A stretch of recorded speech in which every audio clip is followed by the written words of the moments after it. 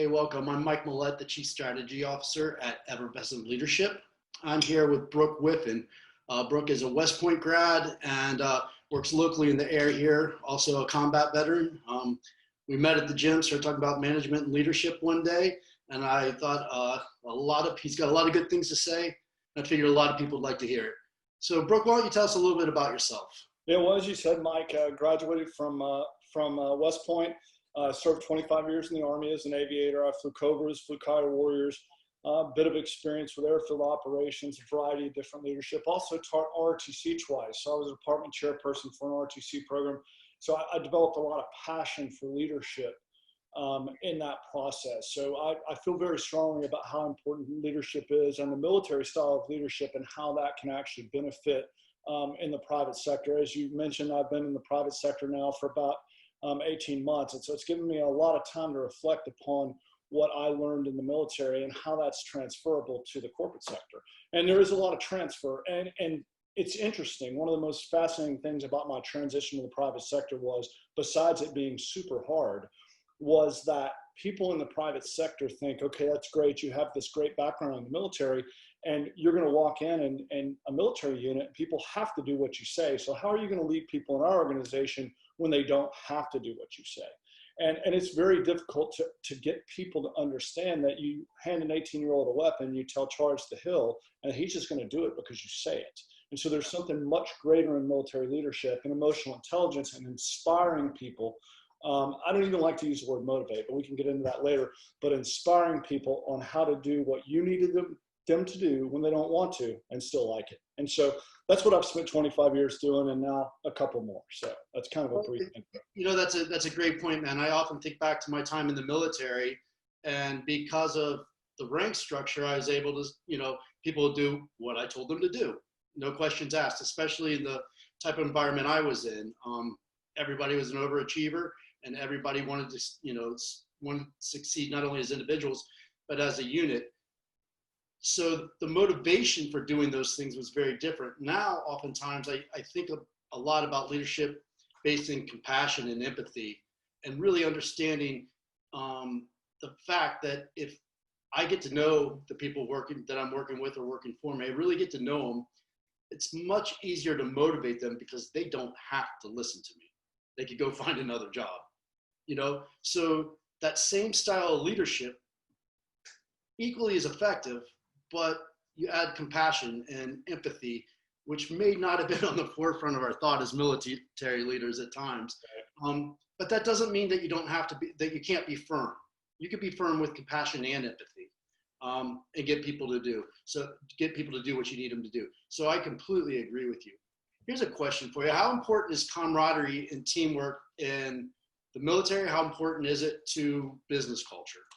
Well, it's obviously incredibly important in the military, especially in a combat zone. Like you, I've served in combat. I had Iraq and I had Afghanistan. Fortunately, it wasn't the kind of close combat that you might have experienced in an infantry unit or in a special operations unit. But in those environments, even in the complex operations that we did in aviation and airfields, that teamwork, that ability to look to the left and look to the right and trust that the person that you were serving with is going to do what they need to do at the right time because they care is incredibly valuable. And that translates exactly the same way to the corporate or the private sector. If I trust the person that I'm working with, and I believe that they're going to do the right thing every time, just because it's the right thing, there's an incredible amount of value in that. And so I've found, even in my brief experience in the corporate sector, is that when you are able to get people to trust and believe in what you do and that you have their best interest in mind, which is really what camaraderie and teamwork is, it's very easy to get done what needs to be done. It's when they don't trust you and you think they're working against you that it becomes very, very challenging. And so I think the camaraderie and teamwork they're obviously compatible. So if we're talking about good culture traits we find in, whether it be military or in private sector business, what are those culture traits? What are you, as a leader, what culture traits are you trying to build in your organization? Well, you alluded to teamwork, so we've already talked that. I really like trust. I think trust is the most important characteristic that you can possibly have in any kind of leader environment. It can be sports, it can be military, it can be private sector, because if the people that you lead actually believe that you're making the decisions that are in the best interest of the organization, the mission, and them, then it's very, very easy to get things done. It's when people think that you're operating by a different set of rules or by a different agenda than what the organization is operating in, that you put yourself at risk. So I really like trust, and I'll let you go if you want to expound on that. No, that's I agree with you wholeheartedly. The next question is obviously going to be, how do you build that in your organization? What do you do in a management or leadership position that builds that trust or builds these characteristics that are so valuable to daily operations? Well, the number one thing you do, and you talked about it, Mike, is you get to know people. So to me, you're not a name on a shirt. You are more than that. And so as a young leader in the military, I required my junior leaders to memorize the names of the soldiers that served under them, their first names, even though they didn't call them their first names, and most importantly, their spouse's first names and their kids' first name. And why is that? Well, it's really easy, because if you go to Mike and say, hey, Mike, I met Angela the other day at the gym. How's she doing? That says right there, I've made a connection. I remembered you. I remembered somebody that you care about, and I am sincerely caring about them. Now, you can't fake it. You can't fake the funk. You got to actually believe what you're doing. So when you get to know those people and you show that you care about them, it's very, very easy to get people to do what you need to do as part of an organization. And that is that teamwork, when you show that caring. If you fake it, they'll see it. I mean, they'll absolutely see it. So it's not a formula. It is very much art, and you have to believe it. You just said something that absolutely resonates with me. You said you'll get people to do what you need them to do as an organization, as opposed to you get people to do what you want them to do. You know, by having that common mission as an organization, you're driving that mission through your people with trust and relationships and all these other very positive culture traits. You're driving the mission of the organization. You're not just simply getting people to do what you want them to do because you can. You know, and unfortunately, I think there's a lot of that as people become lazy, as people are nervous or scared, or may demonstrate that they don't know quite as much as their subordinates think they do. By keeping that common focus on the mission, everybody working towards that, that's such a great leadership strategy to accomplish it. It is, and it's really a mission first, people always. A lot of people used to say, take care of the people or take care of the men, and they'll take care of the mission. You can't do that. You certainly can't do that in the military, but you really can't even do that in the corporate sector, because it really is about the bottom line. And that bottom line is the mission. And it depends on what the company is. It doesn't matter what it is, but there is a bottom line, there is a mission, and we have to go towards that mission. It's not about me as the leader being right. It's not about me as a leader getting you to do what you think I want you to do. It's about getting you to do what the organization needs you to do to accomplish the mission at hand. It's really just that simple. That's a big difference from what I saw in the military in my transition to the corporate sector, because it is not as clean to explain that to people. And they're often not used to hearing it put that way. So it's really, really simple sometimes, the way my brain works on it versus the way someone else's brain works. I agree with you wholeheartedly. I've done a number of these corporate engagements where we bring in special operators and talk about our leadership and management styles, and things that are so very simple to us isn't quite so simple to maybe an Ivy League graduate that is incredibly talented. But it's only different because our brains structure it different. Right. Once we have the ability to lay out kind of what we're going to do, why we're going to do it, or how we're going to do it that way, and why we're going to do it, people tend to catch on very quickly. But as you said, they're not used to hearing it in that manner. Right. You know, I read a statistic recently that said, during the global war on terror, we are creating, we have more veterans in our society right now than we've had since World War II. And many of those being combat veterans. Not that there's a huge difference in the two, but the things you learn overseas on deployments is a bit different than what you learn in garrison oftentimes. Sure. So there's a lot of talent out there. There's a lot of people that understand this philosophy, this structure, kind of this process that we're discussing. they understand it inherently because it's been beaten into their brain since they were 18 years old and either a private or 20 years old, 22 years old, and a second lieutenant, and then have exercised that in their daily operations. How valuable is that to the workforce in the next 10, 5, 10, 20 years? Well, I think it's very valuable because one thing I've noticed is that over the years, people don't follow indecision. They just don't. So we tend to be decisive. We tend to make decisions rather quickly based on the information we have available. And then the other thing we do is we're not afraid to underwrite risk. So in the military, we underwrite risk in terms of safety. We don't want to crash a helicopter. We don't want to get someone shot down. In the corporate world, we underwrite risk with safety also, but we also talk about profit and loss. So who is willing at what level to underwrite the risk to make the decision for you to do this procedure, that procedure, or another procedure that may be in the best interest of accomplishing that mission? So I think if the corporate world will take that value that those veterans bring to it, there's a tremendous value for them. Now, I'll also tell you that it's important to realize too that you leave the military at a senior rank with a senior scope of responsibility, and then you expect to walk into the corporate sector. While you understand it, you don't understand the business. We wouldn't take the CEO of a corporation like, I don't know, just pick one, SpaceX, and make them a colonel. We would never do it, or a sergeant major.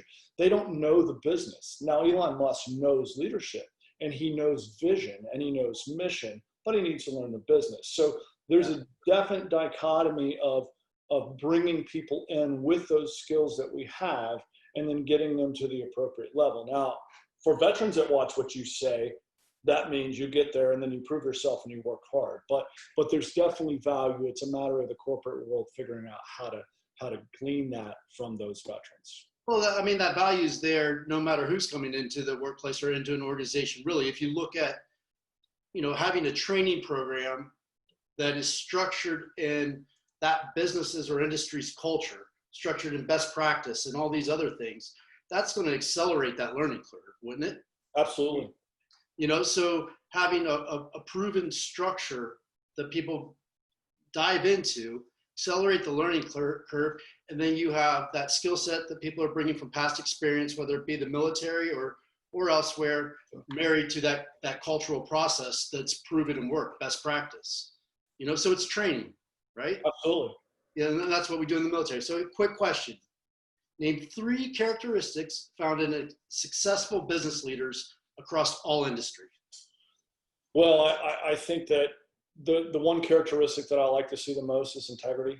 I like people to tell the truth, and I like them to know what telling the truth means, that you define that. So if you say integrity, to you that might mean a little, well, probably not you because we come from a similar background, but what does that mean to somebody else? To me, it means tell the truth. So if I was to characterize the definition, I want someone that always tells the truth. The other thing I want someone is decisive. And then I want someone that empowers me. So I need, as a subordinate leader, to use the way the military terms, but from my corporate position where I have a leader, I need that leader to give me clear limits on what my decision authority is, and then to trust me to move within those.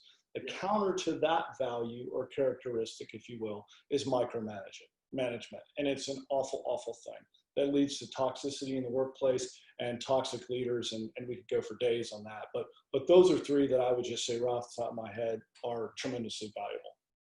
I agree wholeheartedly, man. I'm a firm believer in responsibility, authority, and accountability. Yep. You give me responsibility, give me the authority to execute it, and hold me accountable for my actions. If we do those 3 things in the absence of supervision, we're going to get the job done either way. Wholeheartedly agree. All right, so here's a question. We used to call them leadership challenges. When you have someone that isn't quite doing right, they likely have the potential. Maybe if it's a behavioral issue in the military, maybe it was a physical fitness issue, or a particular technical skill set issue. But there are people we wanted to keep around. So they became a leadership challenge because we knew we had to do some type of remedial training, something to bring them up and to the standard and to exceed that standard. Are you familiar with that term, leadership challenge? Oh yeah, absolutely. Figured you were. Absolutely. So give me an example of a time when you had a leadership challenge and how you dealt with it. Well, I mean, I could give you an example where it didn't turn out so well, which I'll leave for the second one, but I'll give you some common examples you may run into even in the private sector. You got folks that are just not motivated. They don't want to perform at the level that you need them to perform. And so the immediate inclination from some managers and leaders, I tend to gravitate towards managers doing this rather than leaders, is I'm going to put my thumb on you. I'm going to overmanage you or micromanage you to try to get you to this task. So if I continue to beat you, morale will actually improve, and thus will your performance. But what we found out is that that's not actually what motivates people intrinsically. And it's not always money, although that helps. It's often something internal with them. So is it autonomy? Is it something else that motivates them? And you often have to break down those barriers. And so in a recent example, I had a person who was performing, I would have put a D- on a grading scale of performance. And I empowered that individual with some tasks that I knew they were capable of doing that were important to the organization, but not critical. So we could afford to have some time for this particular person to develop some approaches to solving a problem. And the individual was successful. He also made some mistakes in the process, but I underwrote those mistakes to increase his value to the organization. So he had some value, he had some autonomy there that allowed him to contribute. And so his performance skyrocketed because of that. But there's no textbook. I mean, you can't pick up a piece of paper and go, hey, let me hand you this, Mike. This is going to tell you how to do it. It's not that clean. Oh, it goes back to what we were discussing earlier about knowing your colleagues, knowing your employees, understanding their individual capabilities and motivations. And you don't do that by just knowing the name on the tag. You do that by actually knowing them and understanding their workflow, understanding why they do the behavior and the science behind that behavior. I've always found that I found with a colleague, when they have respect of their peers, they're always higher performers. When they have the respect of their peers, they always perform at a higher level. So what things can we do to build that, to build someone up so they have that respect of the organization where they then feel part and ownership in what they're doing? And that's hugely, hugely, hugely motivational for that person that's having a tough time. And it sounds like that's exactly what you did there. In that example, but I would like to share briefly an example where it wasn't quite so clean. Fairly senior individual in charge of a large responsibility of airfield operations in a combat zone. And I learned as a senior leader that person who worked for me, while the performance looked great on paper, I found out that behind the scenes there was a lot of toxicity. Right. I addressed it as best I could. I did all the things that you would expect one to do, but ended up having to move that person from that role to a different role.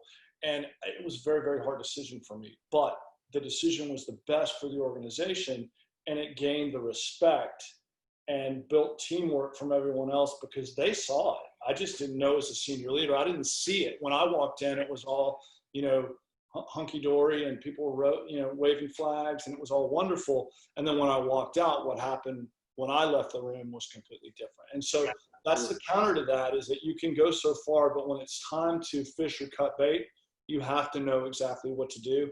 And it requires decisive leadership to do that. That's one of the things we talk about often is kind of peer accountability. When I'm accountable to my peers and my peers are accountable to me, that leaves the senior leadership free to do their job because they're not having to keep their thumb on top of anyone. They're not having to micromanage. There's no excuse in the world for them to micromanage when the mission or outcome is clearly defined. We have the authority and the responsibility. We're accountable to one another. We get on with the job. If you're going to tell me, hey man, you can't cut those corners, then my boss doesn't have to come down and tell me I can't cut corners, right? If the guy sitting next to me is doing it. And if we have this huge level of respect for one another because we're both working our hardest, we have that peer accountability, that frees up senior management and leadership to actually do their jobs, which kind of strategically run the company, right? Right. So I think that transfers from the military world, specifically the world you and I came from, kind of where senior military members, senior NCOs, and officers, where we are incredibly accountable to one another, but we've created a culture that does that. For me, the Ranger Regiment created that culture. From day one, I wasn't worried about my team leader beating me up. I was worried about my teammates beating me up if I messed up. Yeah. Right? That's right. If I saw the team leader, it was a really, really bad day. I was more worried about my peers and not letting them down. So I worked and worked and worked and worked to make sure that wasn't the case. So by us creating a culture where that happens, we've really freed up a ton of time and the strategic vision for an organization. Would you agree with that? Absolutely. Yeah, I mean, there's no doubt. And while that's a heart of a Ranger battalion or another special operations organization, even within a regular conventional military unit, you still see that. There becomes that esprit de corps, that camaraderie, and that look out for one another. And if you look out for each other, then the boss, at whatever level that is, doesn't become interested in what's going on. So that's exactly it's important. It really is. Well, one of the things I've learned since being out of the military is I've been in a couple organizations where we did have that esprit de corps, where we would have done anything for one another. And we're talking, every walk of life, very, very, very diverse group, all ages, that really just loved what we were doing. And that love transferred to one another, and from one another to the organization, and from the organization to mission success, strategic success. And the majority of that comes from having a point of reference, something we all suffered through together. Whether it was a really great offsite that brought really innovative ideas and forced us well out of our comfort zone, or it was a tragic accident that happened to somebody in the workplace that we all kind of rallied around. But we had this point of reference that created that initial bond, and then that bond actually became actionable through our daily operations. So by building that, that's one thing I think that the private business could definitely take from the military culture. And like we talked about earlier, man, there's so many veterans, entering the workforce these days that do have that experience, that type of knowledge, that type of kind of mindset. Hopefully it takes hold and they're empowered to share that. All right, so we had something in the military we called an operation order. Yep. Op orders, right? So I'm big on procedures. If you have a solid procedure that works and you create, test, utilize, utilize that procedure, and then reevaluate it every so on, you can really figure out where you're at operationally. Our op order was a procedure that we used in the military to get all the information from one person or one group to another that detailed what we were going to do. So tell me a little bit about an operations order, and then tell me what you think of it as an equivalent in the civilian world. So just real brief: situation, mission, execution, service support, command and signal was the way I learned it. There's been minor changes that are not, germane to what we're talking about now. But the most important piece of that has always been for me mission. And we hear mission talked about in the civilian world. We hear it talked about in charitable organizations. And mission was really where the rubber meets the road. If there was one thing that I could have on a combat mission, it would be the mission statement. That is the one thing. So when I would receive that procedural guidance as a commander, as a senior leader, the very first thing I would read is the mission statement. The next thing I would read is the execution. And I would have staff that worked for me read all the other stuff because I didn't care. I did care, and I don't mean that to be trite, but they could worry about the details of the situation, the intel analysis. I needed to worry about what we actually had to accomplish, most importantly, why we had to accomplish it, and then how we do it. So for me, the most important thing is why. We just passed the D-Day anniversary here recently, and if you are a history of military history, or if anybody that you deal with is, we know that D-Day was an incredibly complex military operation. It was a grand total op order of 14 pages. 14 pages for the most complex Allied mission you can imagine. Why did it work? Training, procedures, and mission. Everyone knew what they had to do to accomplish, to win on that day. So the corporate world If they have a mission, they have to know what the purpose is today and why we're doing it. And if they do that, the rest of it will fall out. It's when the folks that work for you don't know why they're doing it that things get lost. And so all of a sudden now you're maintaining equipment or you're building a project and you don't know why, you don't know when, and it fails. And so that framework is critical to the success of the organizations. So, that I agree 100%. There's so many times in a business I used to be president of, we had just over 100 employees with about 9 department heads, everybody coming from a fairly diverse background, different education levels, all kinds of stuff. And they'd send group emails that would drive me nuts, man, because it was like a shotgun blast to a piece of paper. There's just no rhyme or reason to the way the information was laid out. So I literally got everybody together and taught them the op order format, right? And the why and how obviously being the most important. And for about 3 months, I made them write emails in an op order format. And, the information that wasn't pertinent was left blank, but they still put the headers there. Months later, I was like, we could dispense with that. Everybody got the point, but we were still getting these group emails with all the information that everyone needed and everyone knew where to look. So that process and that procedure transferred nicely. I mean, I'm sure no one liked it when I instituted it. I know the other military guys in the organization definitely didn't like it. I wasn't the most popular guy for a while, but to this day, a friend of mine now owns that business, and they're still doing it. And like you said, 14 pages to invade a continent, most complex military mission put together to date for D-Day. I've received 37 pages of, how to get the bathrooms clean and our trash emptied at work sometimes. Yep. So it's that communication, isn't it? It's the why and the how. Absolutely. Super important. All right, so starting to run out of time here, but I have a question that I like to ask people because I find it super interesting. What book are you reading right now? Okay.